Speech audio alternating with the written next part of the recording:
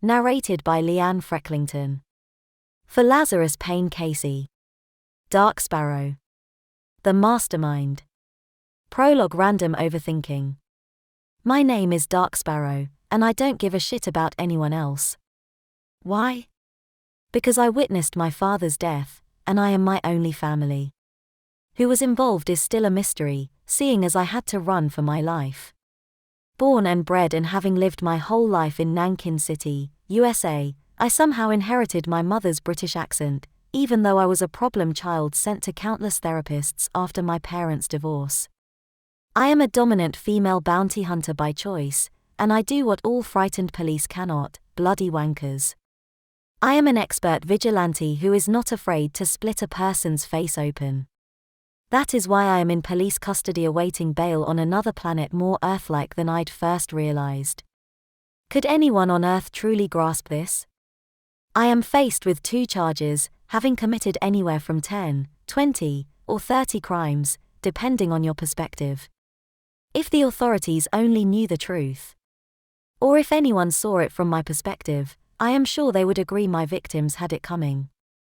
Looking back at last week, when I finally met Tracy Jennelan, I ask myself, why do I need to look over my life to think like others and to see how others perceive things?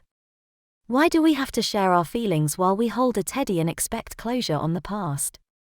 I have read every novel that Tracy has written, and her best work includes chapters that switch between different characters' perspectives. Perhaps she means we should look at 2 sides of the story? The first section of all her novels introduces almost all the characters and suspects along with plenty of random tertiary characters assisting more random unresolved subplots, all with the intention to give recognition to dedicated friends but using fictitious names. Not all her stories are packed with action, although I wonder how she mixes genres such as fantasy and science fiction together. She ties in most of the story's plot and its subplots with many random twists, making it so people do not see their ending coming or the more confusing, unexpected epilogue. Her novels make better sense if a reader has an open mind when reading from beginning to end. Sequels, prequels, spin-offs, and short stories eventually answer most of the questions that the fans seem to ask. Unlike with anime or comics, Jennelan never includes pointless filler episodes. The average life is like a pointless filler episode.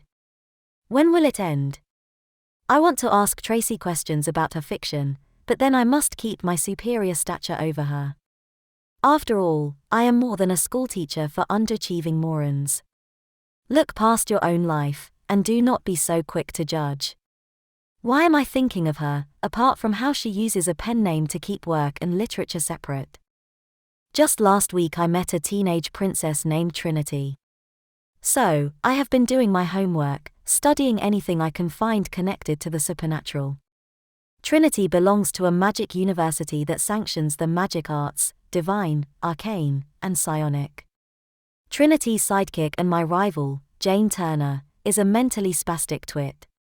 So, luckily, I do not have psionic powers to read her childish mind. Each to their own, Jane Turner, each to their own. In her life on Earth, Jane is a famous bounty hunter and stunt double for Hollywood. Jane's second life, on planet Albac, is more bizarre. She is a sorcerer casting up to 6 shadow clones of herself. I can see benefits of training, however, I do wonder how she goes to the dinner table talking to herself. At least her father is hot for a middle-aged man. He is both a sorcerer and a lawyer. It would be nice if he were representing me in court this morning. I seem to realize every human is in some way two-faced like me, ugly on the inside, hiding their deepest, darkest secret. No human would ever truly confess their true sins publicly and openly. Before dropping out of high school, I locked myself inside the guidance counselor's office. After reading his progress notes on all the students, I discovered 3 things in common: a desperate need to cry and express their feelings, antidepressant medication, and head lice. Yuck. When I was locked inside his office, I took over the daily announcements, enjoying the best hour of my life. I revealed everybody's deepest, darkest secrets throughout the school grounds. That day no one had any friends. I did enjoy my teenage life as a sociopath, making everyone feel the way they'd made me feel after I lost my family. It takes one dark moment to completely change your life. Looking at these prison walls, I notice Planet Albac is more like home. For example, the pleasurable 3-ply toilet paper in my cell is super soft, and there are 6-inch titanium walls. Thinking of solitary confinement, Marcus Johnson is my number one suspect. Marcus is a stranger who gave me my name before he had himself committed to Gwenvale Asylum west of Nankin City. I need to stop randomly overthinking. This stress feels like rocks banging together inside my head. How can I stop thinking? Marcus Johnson is the number one suspect to be the mastermind behind the strange events back home. Sources suggest that he is planning everything from Gwenvale Asylum. If I get my bail granted, I will spend some time thinking about what has happened in the past week to prevent more magical alien immigration.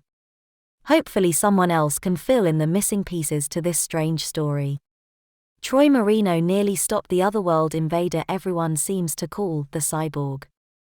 Troy Marino, what exactly did you see that I haven't seen yet? What happened on Monday, June 10th?